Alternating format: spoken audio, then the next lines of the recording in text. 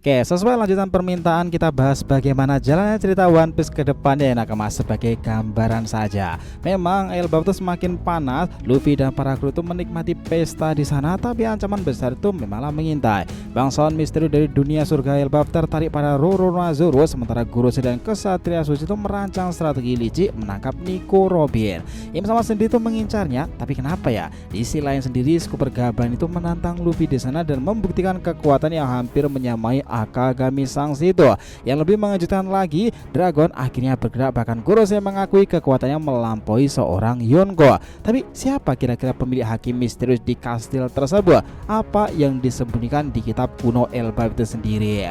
Nah, asumsi-asumsi ini mengatakan bahwa nantinya ketegangan itu semakin meningkat lagi ketika Dragon dan pasukan revolusi bersiap untuk bergerak menambah dengan konflik yang sedang terjadi di Elbaf itu. Yos, jalannya prediksi-prediksi ini akan menjadi menarik lagi. Selamat datang teman-teman, kita akan bahas alur cerita prediksi ini dengan Mimin di sini, Joy Boy The Library of Nika. Let's go, kita mulai ceritanya.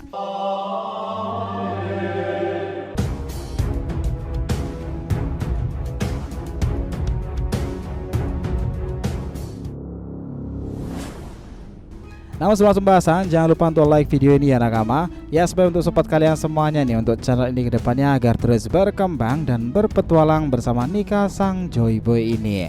Nah, jika sudah, terima kasih banyak dan mari kita mulai petualangannya.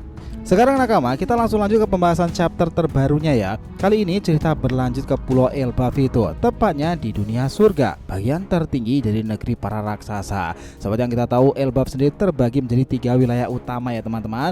Dunia bawah tempat Loki itu ditahan, dunia matahari yang merupakan pemukiman utama para raksasa, dan juga dunia surga yakni tempat para bangsawan itu tinggal di sana. Bisa dibilang dunia surga ini adalah kawasan elit dari Kesatria Elbaf, penuh dengan kastil-kastil megah dan tempat tinggal para penguasa itu sendiri. Chapter itu kita diperlihatkan seorang bangsawan berpengaruh di dunia surga yang sedang bersiap turun ke dunia matahari. Dia ditemani para prajurit kerajaan Elbaf dan tampaknya memiliki tujuan yang cukup misterius.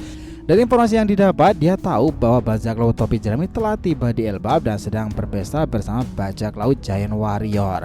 Entah apa niat bangsawan itu, tapi yang jelas dia itu ingin sekali bertemu dengan kelompok Luffy loh. Sementara itu, cerita berpindah jauh ke Marijua sendiri. Dalam ruangan otoritas Gorosei tertinggi itu Nakama, seperti biasa, para pemimpin dunia itu sedang membahas berbagai masalah-masalah besar. Kali ini fokus mereka itu tertuju pada Nico Robin. Mereka sadar bahwa di Elbaf ada kitab kuno milik Hajrudin yang berisi banyak rahasia dunia itu sendiri. Mengingat Robin adalah salah satunya orang yang bisa membaca rahasia tersebut, mereka tuh khawatir dia akan menemukan sesuatu yang bisa mengguncang seluruh dataran dunia itu. Salah satu Gorosei, Walkuri itu menyebutkan bahwa jika Robin benar-benar mendapatkan informasi dari kitab tersebut, keberadaannya akan menjadi ancaman yang lebih besar lagi bagi pemerintahan pusat. Nah, Zoro sendiri setuju ya, tapi dia mengingatkan bahwa Robin selalu berhasil lolos dari ancaman mereka. Jadi menangkapnya bukanlah perkara mudah. Mars kemudian menegaskan bahwa kali ini mereka tidak boleh melakukan kesalahan. Robin harus ditangkap dan langkah yang lebih serius haruslah diambil. Namun Gorosei Jupiter itu memperingatkan bahwa mereka tidak boleh gegabah di sana. Robin tidak boleh dibunuh begitu saja karena Im sama ingin bertemu dengannya. Inilah alasan kenapa saat di Wano Kuni ya, CP0 itu mendapatkan misi untuk menangkapnya kan, bukan menghabisinya. Im sama tampaknya punya kepentingan besar terhadap Robin dan ingin sekali menanyakan sesuatu kepadanya. Di saat yang sama Nakama, Garly yang sedang dalam perjalanan menghadapi Dragon itu menanggapi pembicaraan para Gorosei lewat telepatinya tersebut. Dia mengatakan bahwa ada satu kesatria suci yang memiliki kemampuan hipnotis yang sangatlah kuat. Kekuatan ini mereka bisa menjadi Robin dan membuatnya itu bicara pada nantinya. Garly juga menyebutkan bahwa di dunia ini hanya ada 2 orang dengan kekuatan hipnotis sehebat itu, kesatria suci yang dia maksud dan satunya lagi adalah Lavitte dari bajak laut Kurohige. Lavitte sendiri itu memang dikenal sebagai ahli hipnotis yang bahkan Kurohige sendiri mengandalkannya untuk memanipulasi seseorang. Mereka bahkan berencana menggunakan Lavitte untuk menghipnotis Puding agar bisa membaca poneglyph untuk mereka loh. Nah, menariknya, tidak seperti Django yang butuh alat bantu seperti pendulum itu untuk menghipnotis orang lain, Lavitte dan kesatria suci ini bisa melakukannya hanya dengan tangan kosong. Ini yang membuat mereka itu jauh lebih berbahaya nih. Setelah diskusi berakhir, Garling pun menghubungi kesatria suci tersebut untuk segera beraksi dan menangkap Nico Robin di Elbaf sendiri. Adegan kembali dilanjutkan lagi. Kembali ke dunia surga Elbaf ya nakama, kita diperkenalkan dengan seorang bangsawan raksasa yang berbeda dari sebelumnya. Dia memiliki visual yang gagah namun kuat, itu menunjukkan bahwa dia itu adalah seorang petarung yang sangatlah hebat. Di sekelilingnya para prajurit raksasa tampak berdiri dengan hormat tuh. Menariknya bangsawan itu sangatlah tertarik dengan kehadiran bajak laut topi jerami, terutama Roronoa Zoro. Sebagai sesama pendekar pedang ya, dia penasaran dengan kemampuan Zoro yang sudah terkenal di seluruh dunia itu. Dia bahkan bertanya-tanya kepada para prajurit raksasa di sekitarnya, kalau aku menantangnya bertarung, menurut kalian siapa yang akan menang? Nah, di sini dengan lantang para raksasa itu menjawab bahwa tentu saja bangsawan itu yang menang.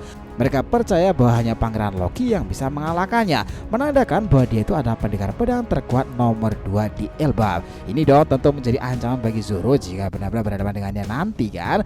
Sementara itu nakama, di dalam kastil bangsawan itu ada sosok misterius yang duduk santai. Siluetnya tampak tenang nih. Itu menunjukkan bahwa dia itu bukan hanya penyusup nih, melainkan seseorang yang sudah cukup lama diterima di dunia surga Elbaf. Siapa sebenarnya orang ini? Yaitu masih menjadi misteri, tapi kehadirannya jelas akan menjadi peran besar dalam ceritanya nanti.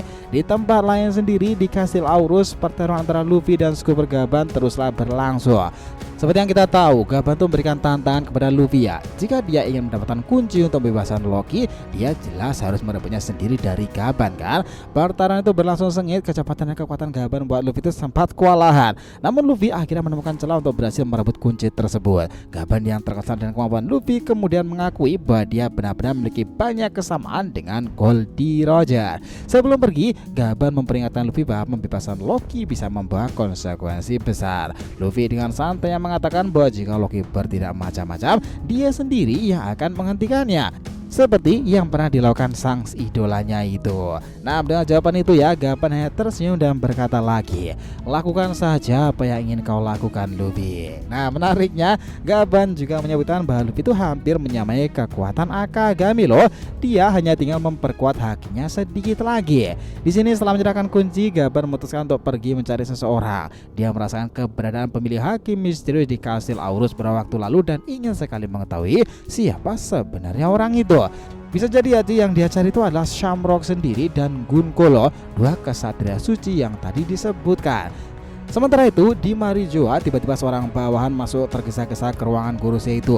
Dia melaporkan bahwa Angkatan Laut mendeteksi pergerakan besar-besaran dari kerajaan Kamabaka. Pasukan revolusi kembali bergerak dan tujuan mereka itu masih belumlah jelas. Namun dari informasi yang sudah kita dapatkan sebelumnya, Sabu Karasu, seorang anggota rahasia pasukan revolusi, sangat ingin menuju Elbaf. Komandan lainnya juga bergerak ke lokasi yang berbeda tuh. Semuanya memiliki misinya masing-masing. Di sini Najura akhirnya menyadari bahwa ini adalah pertama kali pasukan revolusi itu bergerak seagresif ini setelah sekian lama. Jupiter menambahkan bahwa pergerakan mereka itu benar-benar berbahaya ya, karena kekuatan mereka tidak bisa dianggap remeh dong. Dalam panel kilas balik ya nakama, kita memang diperlihatkan bagaimana Dragon itu menghancurkan banyak musuh di masa lalu. Di sekelilingnya badai besar muncul, semakin menegaskan bahwa kekuatannya memang berkaitan dengan cuaca sangat ekstrim.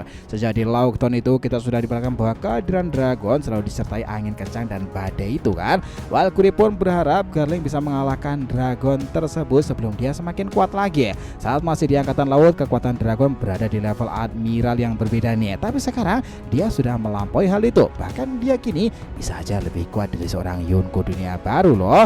Nah, di sini cerita kembali ke Elbaf ya nakama, di mana Shangrock dan Gunko terlihat terbang di atas dunia matahari menggunakan burung raksasa. Tiba-tiba sebuah kapal melayang ke arah mereka itu. Mereka langsung melompat turun dan ternyata kapal itu berasal dari Scooper Gaban. Shamrock langsung peringatan Gunko untuk berhati-hati karena dia tahu siapa yang mereka hadapi, Scooper Gaban, sang tangan kanan Goldie Roger itu sendiri. Nah, sekarang dia tuh berdiri di hadapan mereka kan. Pertarungan besar pun tak akan bisa dihindari lagi. Jadi kalau mau disimpulkan ya nakama, chapter ini tuh memang kita disuguhkan dengan berbagai intrik konflik yang makin memanas di kisah One Piece. Elbaf dengan keindahan misterinya menjadi latar belakang pertemuan bajak laut topi jerami dan para bangsawan raksasa. Ketegangan meningkat ketika Nico Robin yang memiliki pengetahuan berharga tentang sejarah dunia Road Poneglyph menjadi target utama para Gorosei.